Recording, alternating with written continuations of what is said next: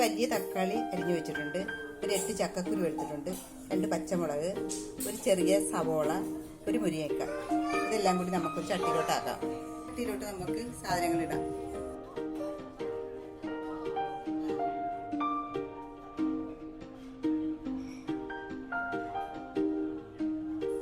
പച്ചമുളക്, 2 ചെറിയ കഷ്ണം പുളി വെള്ളത്തിലിട്ടത് ഒഴിക്കാം.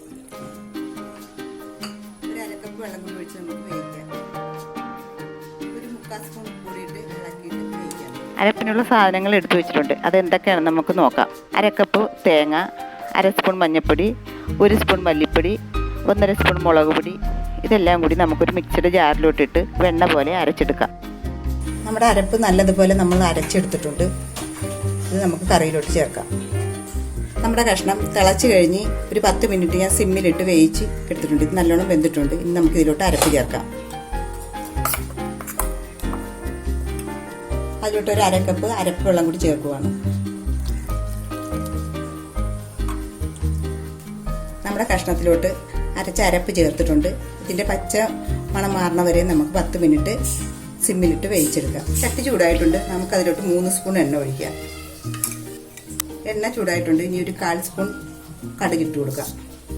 ഇനി നമുക്ക് ഒരു 5 ഉള്ളി വട്ടത്തിലരിഞ്ഞത് ഇട്ട് കൊടുക്കാം. ഉള്ളി മൂത്തിട്ടുണ്ട്. നമുക്ക് 3 മുളക് 2ആയിട്ട് മുറിച്ചത് ഇട്ട് കൊടുക്കാം. ഇനി നമുക്ക് വേപ്പില ഇട്ട് കൊടുക്കാം.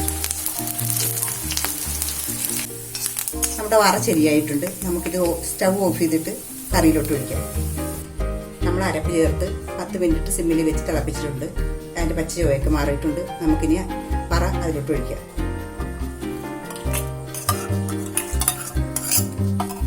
ഇനി ഒന്ന് മൂടി വയ്ക്കാം. ഇനി നമുക്കിത് വിളമ്പണ പാത്രത്തിലോട്ട് മാറ്റാം.